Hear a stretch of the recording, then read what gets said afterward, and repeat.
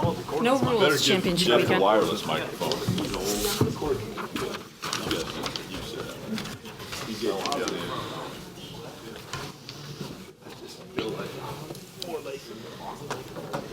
All right, good afternoon, everyone. Thank you for being here at Phoenix Raceway for Championship 4 Media Day.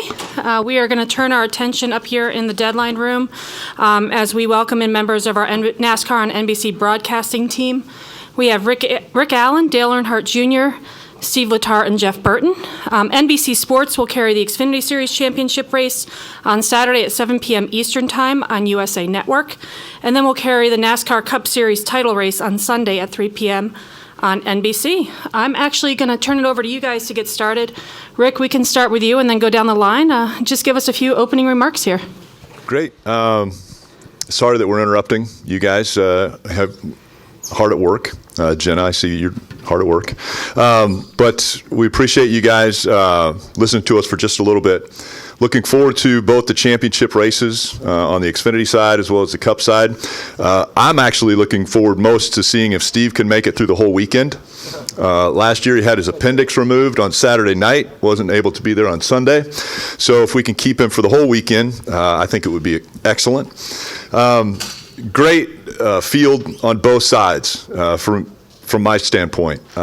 Looking forward to both of them. I don't think there's a clear-cut favorite, either in the Xfinity side or on the Cup side, and I think that makes it better for us to watch it all play out in front of us. So looking forward to it. I have a lot of fun calling the races with these guys. So I'm going to pass the microphone off to Mr. Junior. Yeah, I think the field for the Sunday race is as level as could be. Hard to determine which one of those drivers is going to come away with a championship or two. And looking forward to some practice to be able to do my best to handicap the field. Seems like with the next gen car, that's been more difficult to do, no matter how much practice you see. And obviously with the Xfinity cars, got a couple cars of my own out there competing.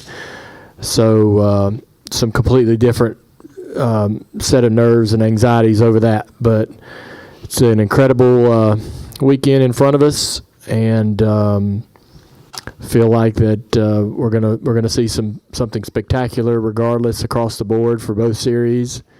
And that moment when the drivers get out of the car right there at the front, the front straightaway at the start-finish line, when they, are realizing the reality of the situation that they are champion, is quite a moment to see in person. In the last couple of years we've been here, that's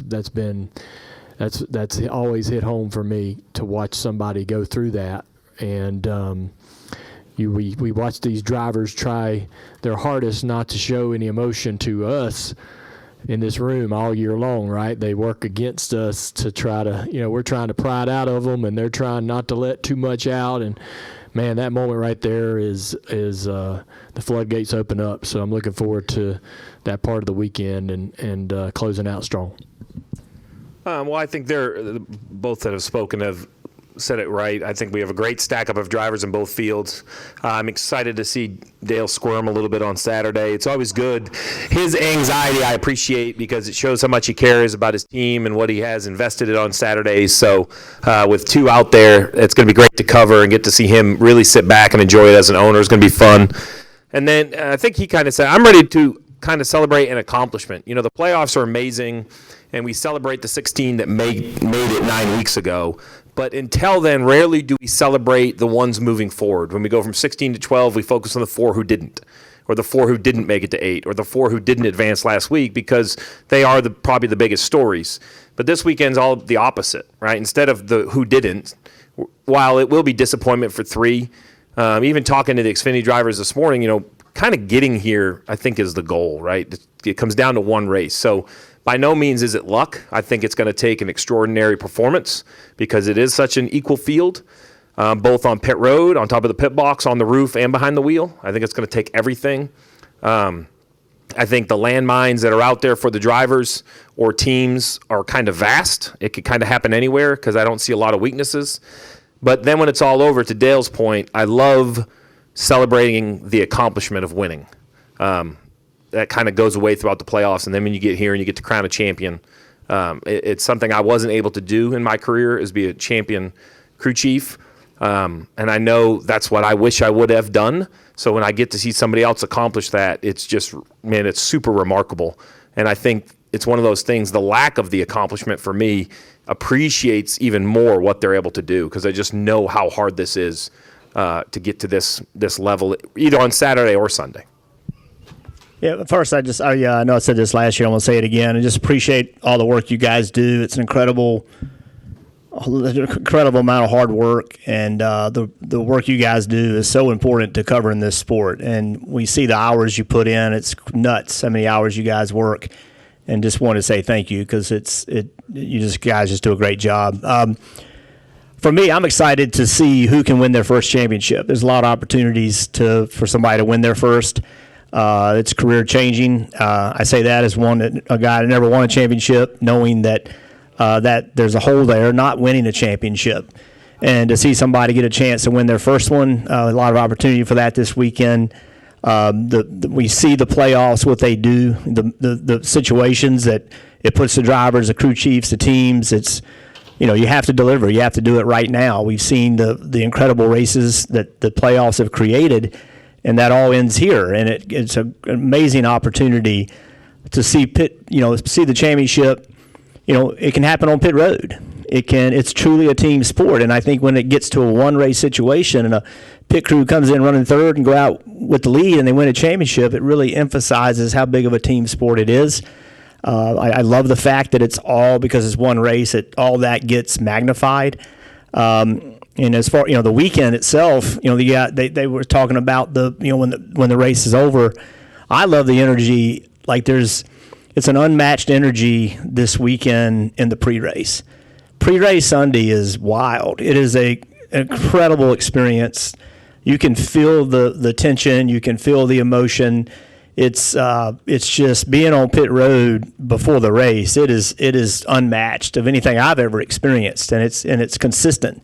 Every year is like that. I brought a friend of mine 3 years ago to the championship race, and he's been to some of the biggest sporting events in the world, and he walked up to me and he said, "This is the coolest thing I've ever been part of." He could feel it as well. And so just the whole energy around the playoffs and this race in particular, it's just a lot of fun, and the more of that our sport can have, the better we'll be.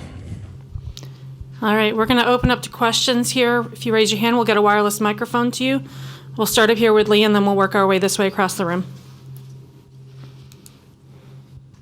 SpencerCatchFence.com. Dale, back in the day, your dad could really talk some crap, right? Leading into a championship, he could get in these guys' heads. We sat there and talked to Blaney. He said there's no animosity between any of us. I mean, this is like the kinder, gentler generation, right? And so what's missing? What are we missing here? Because we would go into media days back in Miami, and Tony Stewart would be throwing barbs at Carl Edwards and back and forth. We're not getting any of this. And I'm just wondering, do we have to wait till Sunday to really see their, fire come out? Well, maybe, maybe we'll get lucky and, see that. But I just think it's coincidence more than anything. The people that are, the drivers that make up the four just happen to have, very even, calm personalities. They're just not very, dynamic or aggressive. But it's more, I think, more coincidence than anything. And maybe that's a bit unfortunate because it may run thin on some storylines for us on, sound bites and so forth today. But I honestly believe, and Jeff, I think, and anyone else up here would say this, that when it comes down to it, they'll do whatever it takes, right? And ask for forgiveness later to be able to be a champion. I just can't imagine them, being within arm's reach of each other into that last corner and not getting somewhat physical. it just like Jeff said, it's life changing. And for a guy like Blaney, for example, has raced in the series for 8 years and finally has this opportunity for the first time to go for a championship. You just do not know when you'll get that chance again, if ever. And you can't expect it to have that opportunity again. When it's in front of you, you got to take it. And I think they will, I think they'll produce that in the moment. I'll go to Greg, and then Claire, and then I believe Cole in the middle as we work over. Over here, Dale. Greg Engel, CupScene.com.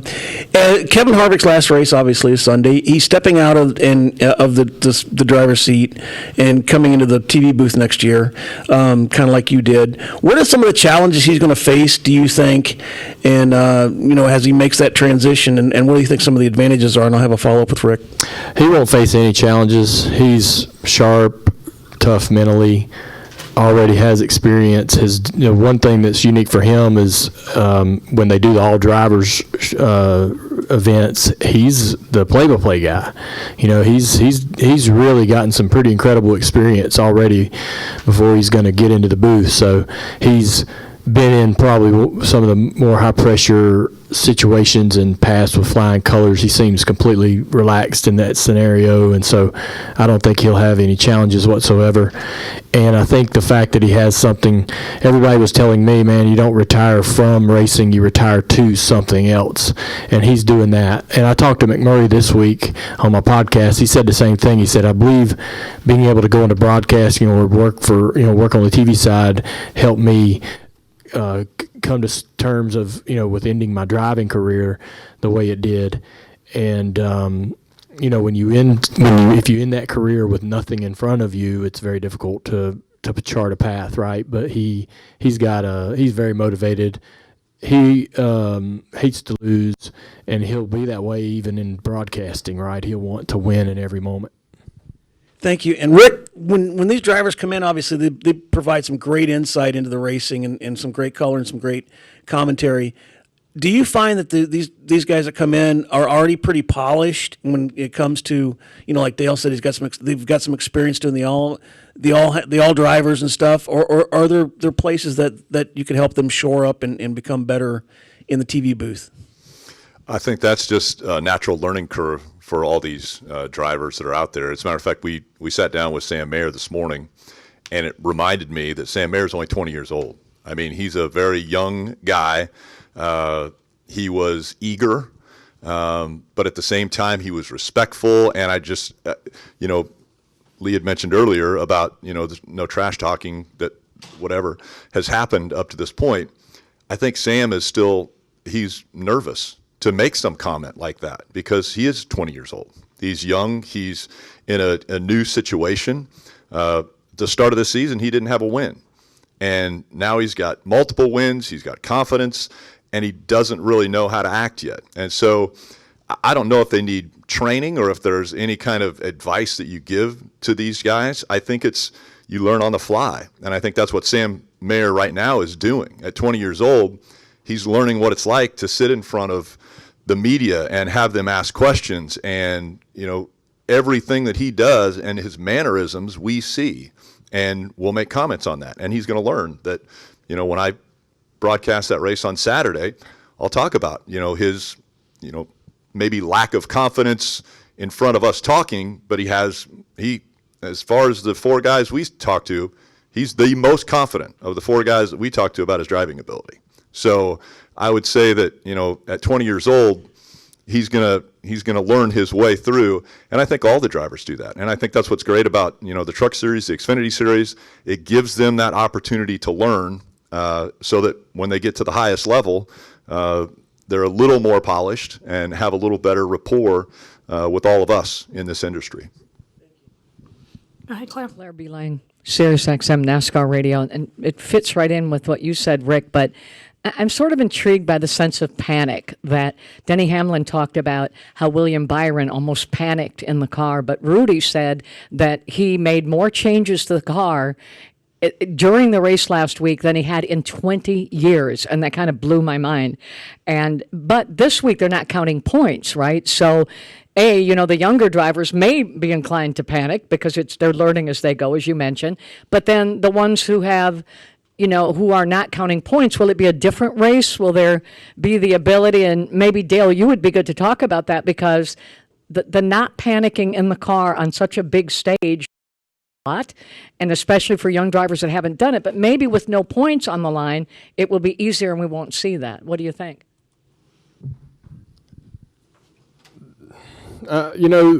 This it's a short race. By the time you realize in the moment you're about to panic, it's pretty much already over. And the way this racetrack races and the way it runs, I mean, it just the race.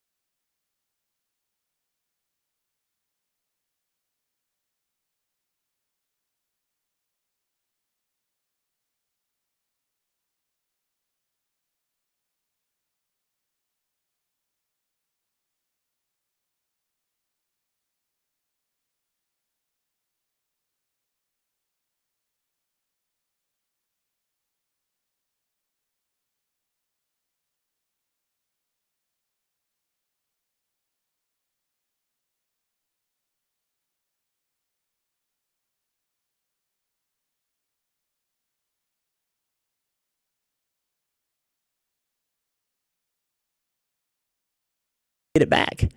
So that the panic only happens when the reality of the situation is like, oh crap, I can't recover from it. So here, with it being points, I mean, somebody can have trouble early in the race or run bad early in the race. I mean, Jimmy Johnson won a championship but did not have the best car most of the day. So you don't have to panic here because you simply just have to beat those other guys, and you have a certain amount of time to do it. All right, we're going to go to Cole, and then over to Zach, and then Jared. Cole Cusimano with the Arizona Republic. For Steve, I'm curious, what challenges does Phoenix present for crew chiefs, and in turn, what makes this a good place for the championship? Well, I think, it's the challenges are kind of, there's not a lot of opportunity to be creative.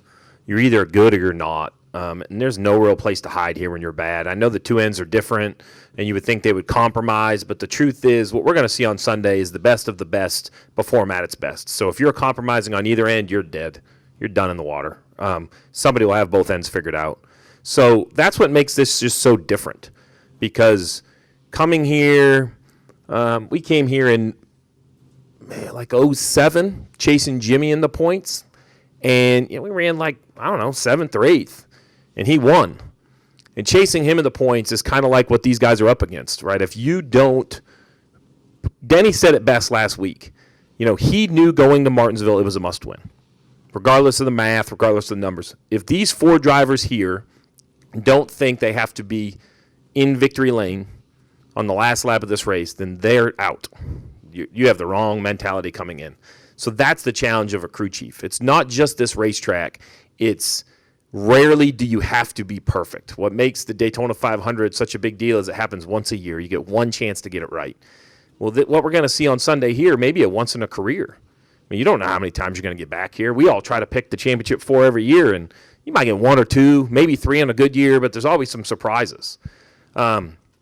This track is perfect because Phoenix, in my mind, is a big event town. When I landed at the commercial airport, it was obvious NASCAR was in town. When you pull up to the racetrack and you cross over the bridge, it kind of stands on its own at the base of the mountain. It has a big event feel, and I think NASCAR deserves that. I think Phoenix and everyone here at the Speedway deserve a round of applause for what they've done here, because it feels like it's this moment. And I think that's what makes this great, is it's a track that, it's funny, our argument, I laughed when he said it's almost a short track, because that's our argument, because I said this is a short track and he disagrees. But that's the beauty of Phoenix. It's not really a short track. It's not really a mile and a half. It's not really this. It's not really that. It's not really this.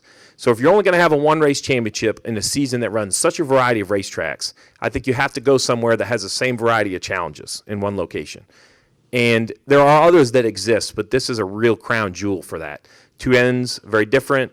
High speed from a crew chief. You have to have a great aerodynamic platform. Mechanical grip is still going to matter. Pit stops. It kind of challenges every aspect of your game. Thank you.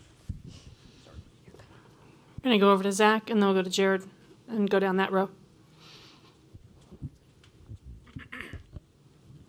Zach Sterniolo, NASCAR.com. This is really for any of you 4, but how do you help paint what each of these championship 4 contenders' stories are?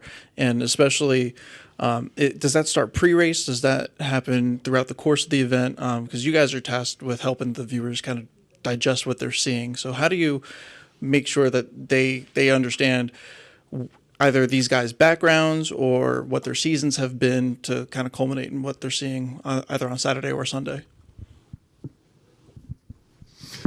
Well, hopefully it started 20 weeks ago for us. We hope that we've been telling the people that have been watching the story. We know that this race on Sunday is going to be a lot larger audience than what we get on a weekly basis, just because of what's on the line. And so it does start in pre-race. I think our whole pre-race group does a phenomenal job of setting the stage for what's out there and who the players are.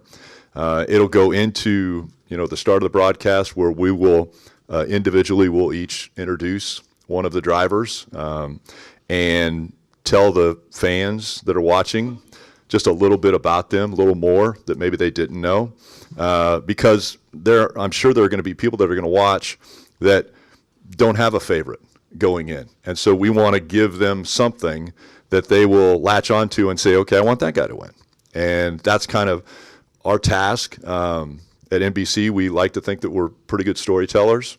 And so we want to make sure that we can tell each championship 4's story to the best of our abilities, and to paint the picture of what that person is, the path that they've taken to get here, the different things that they've had to overcome, what they did throughout the playoffs to make it to this point, and kind of just give people that foundation so that when they're watching, they can say, okay, I understand.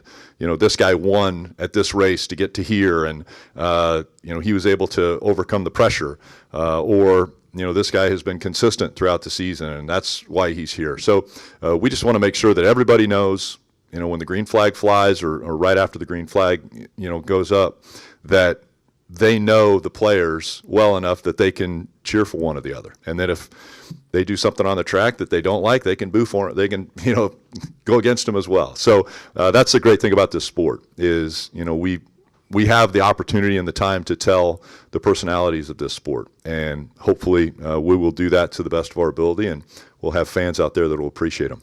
The only thing I would add is, and this is the beauty of TV, we have a small part in that job.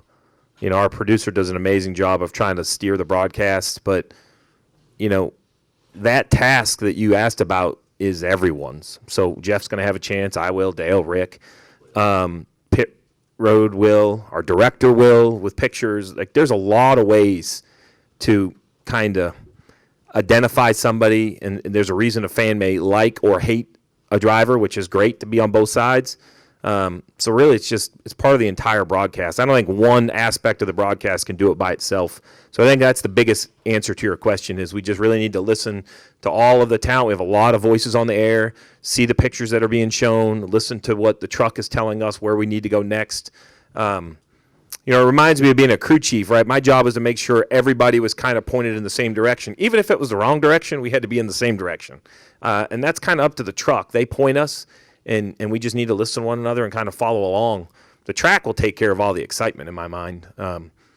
Just tell everybody why something's happening. They can see what's happening. Just tell them why. Why to a casual fan that may have tuned in, why is it happening this way? There's a lot of things that sometimes you scratch your head about. We should try to take away, that question of what's happening.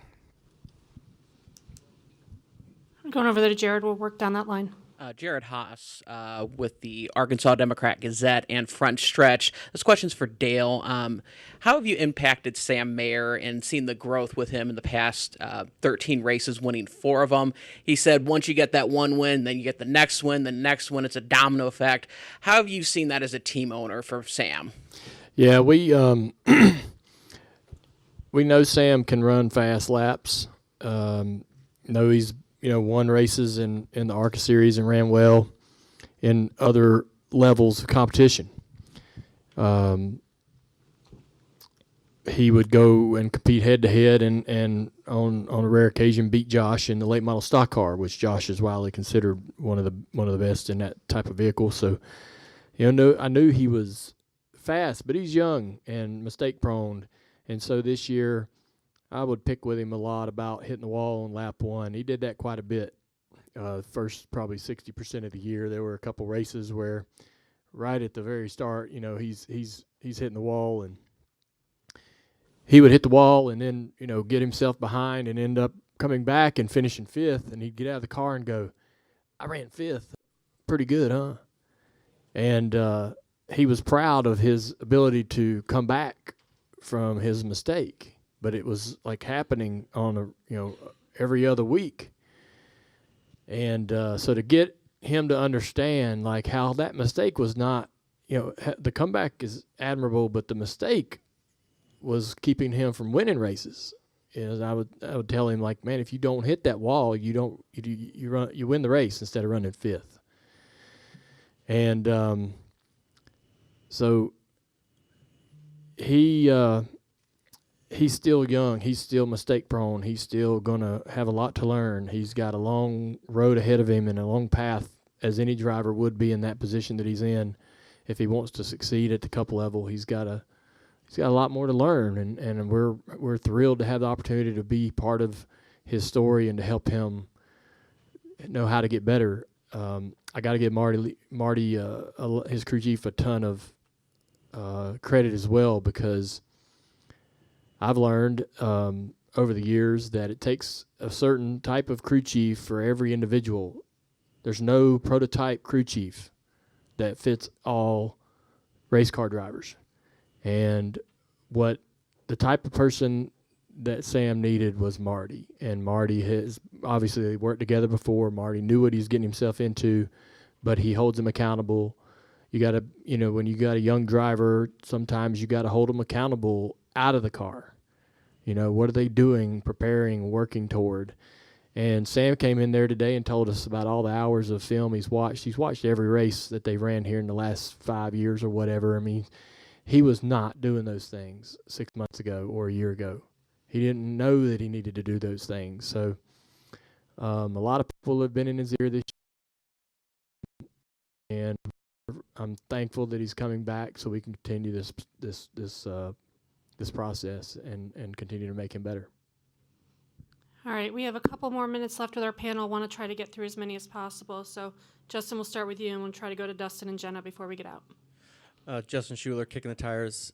Year 2 of the next-gen car. I just kind of wanted your guys' perspective. What what has kind of impressed you with this next gen car? And then on the flip side, what would you like to see be changed with this car? Obviously, a lot of talk with the short track package, but I know Jeff, Dale, you guys have been behind the wheel yourself. Letarte, you've been on the box, and then Rick, you've called I don't know how many races. So lots of good perspectives. I'd like to hear you guys what your thoughts are. So the mile and a half racing is really good. I mean, the mile and a half racing is as good as we've ever seen in my eyes. Martinsville, I thought, was a step forward with what Goodyear brought as a tire.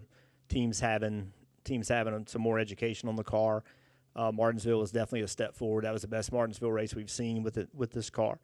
The willingness of NASCAR to say, okay, yes, the short track road course program does need to improve. Their willingness to go try other things, try stuff. There's a test here after this race. I think that's a positive. If any of us thought that they were going to unveil a brand new car and it all worked perfectly, we were a little bit too optimistic. If Martinsville is going to be a bad race, that's a damn good race. You know what I mean? Like I thought Martinsville was a really good race this last one. So the ability for change to happen and impact the car is a positive. Certainly the negatives early were some safety stuff. They addressed most of that. So the ability to, when they make a change, it go across the whole field. I think that's extremely positive. But I'm every mile and a half race we do it's really good racing. That's been its, from a competition standpoint, that's been its most successful part. From on top of the pit box, I am. This is awful to say, but I think I don't care how many winners we have because way more than just the car goes in if you win or not. So I know we had a lot of winners last year, but I thought the speed was relatively consistent with certain teams, and this year's been anything but. Ryan Blaney had a spectacular car at Miami and backed it up again at Martinsville, and I don't think anybody would have said that 6 months ago. So the fact that an organization can find something, we talk a lot about similar parts. There's obviously still enough development, and I don't think we're anywhere close to started on where the development of this car really is. So the fact that teams can find more speed and be more competitive tells me that the car has enough bells, whistles, knobs, levers, whatever you have to pull to make it go faster. They're continuing to develop and find those. That, to me, is the most important part. I agree with Jeff. I think the mile and a half stuff's amazing. A lot of fun calling those races and watching those races play out. And this car has allowed the drivers to get in proximity of each other a little bit differently than the old car, which is more entertaining for me. And there's still some strategy to the lead car in terms of being able to try to dirty the air up, but you don't have such an advantage to completely dirty up the entire track.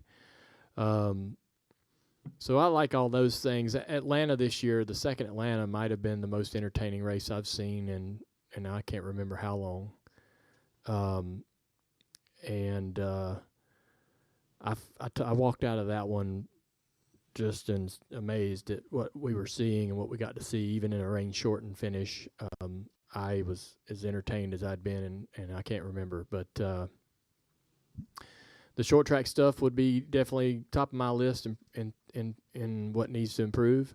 Along with the road courses, I think whatever maybe they learn at the short tracks will help the road courses as well. But I think, and to Jeff's point, they're making some efforts to fix it. They're acknowledging that it needs improving. The tire at Martinsville was a great move in the right direction, possibly. I'm sure that Goodyear and NASCAR have learned a ton from that already. And plan to continue trying to improve that. So, I'm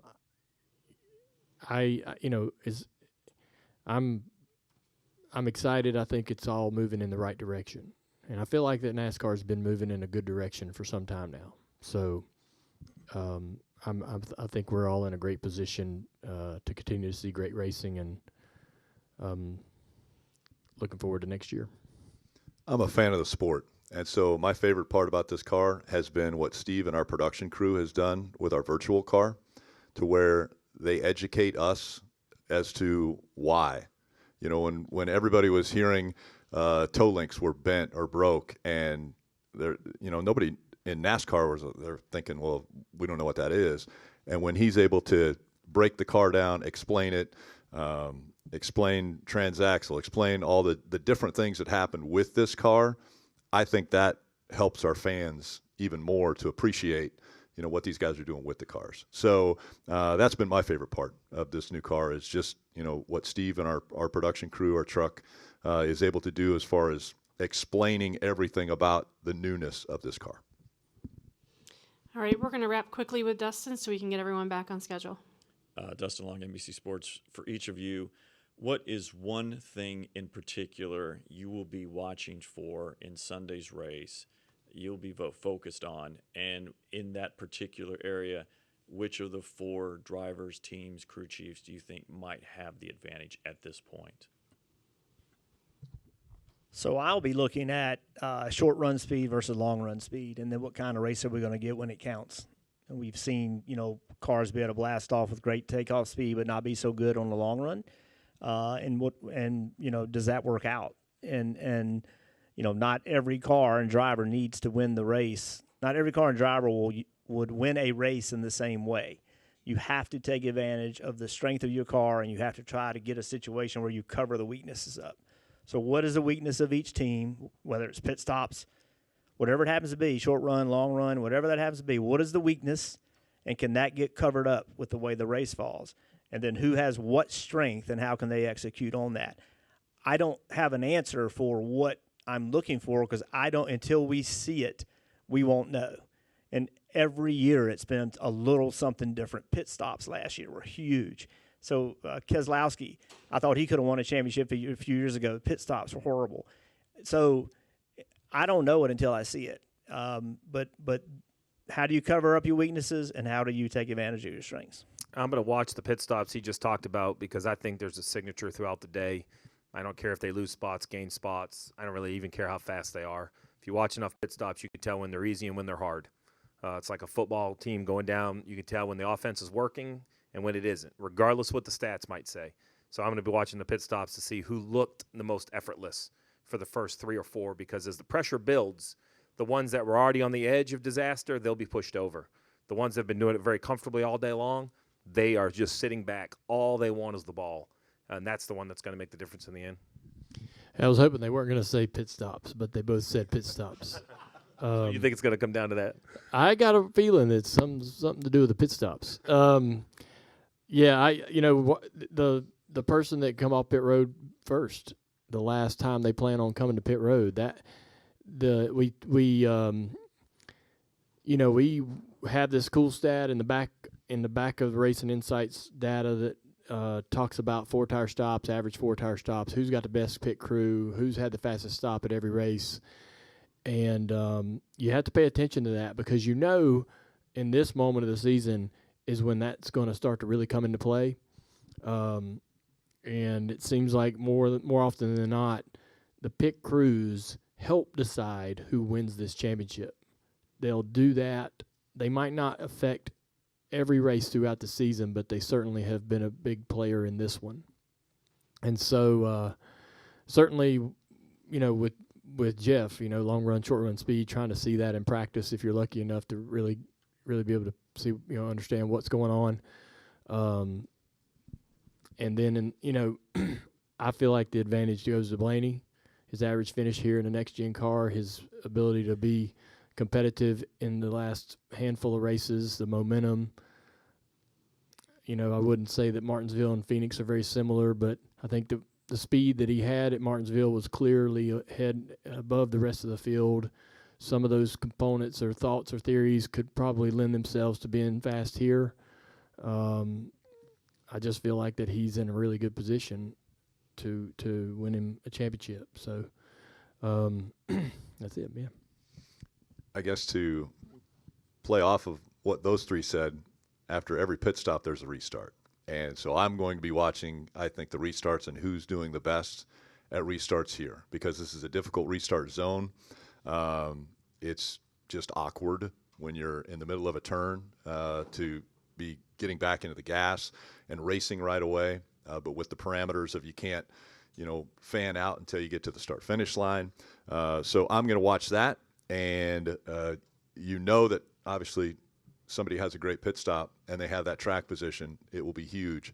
But who will get so aggressive on the restart that in turns 1 and 2, they do something crazy, dive down to the apron to try to make a pass if it's a late restart. And so that's what I'll be looking for. Thank you guys very much for all your time. We appreciate it.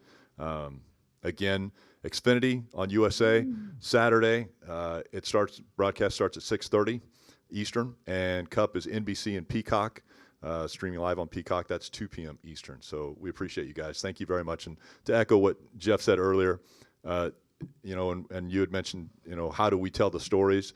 Well, it all starts with you guys, because you're the ones who are telling these stories before we even come on the air. So again, we appreciate everything you guys do. So thank you. Thank you, gentlemen.